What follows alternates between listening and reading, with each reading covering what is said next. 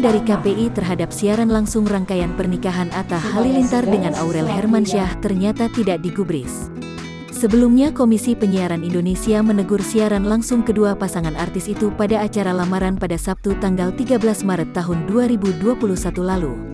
Namun, rangkaian acara pernikahan Atta Halilintar dengan Aurel Hermansyah tetap ditayangkan secara langsung.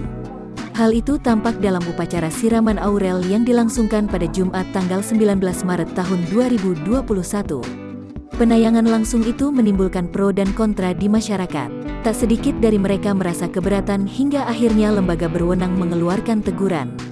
Berikut teguran KPI terhadap rangkaian acara pernikahan Atta dan Aurel yang ditayangkan secara langsung di televisi.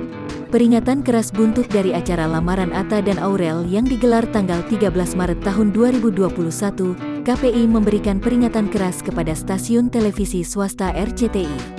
Adapun KPI menuliskan 3 program RCTI yang mengupas prosesi lamaran Atta dan Aurel, yakni Silet, Ikatan Cinta Atta Aurel Spesial Lamaran.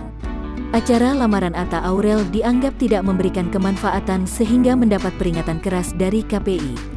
Kemanfaatan dan kepentingan publik. KPI mengimbau lembaga penyiaran untuk memperhatikan unsur kemanfaatan dari tayangannya untuk publik, termasuk soal durasi hingga konteks program yang disuguhkan. Dalam membuat keputusan tersebut, KPI mengutip pasal 11 ayat 1 Pedoman Perilaku Penyiaran. Hari ini, Sabtu tanggal 20 Maret tahun 2021, Atta dan Aurel akan menggelar pengajian sebagai rangkaian dari acara pernikahan mereka. Pernikahan Atta dan Aurel rencananya akan digelar pada tanggal 4 April tahun 2021 di Masjid Istiqlal dan ditayangkan secara langsung di RCTI.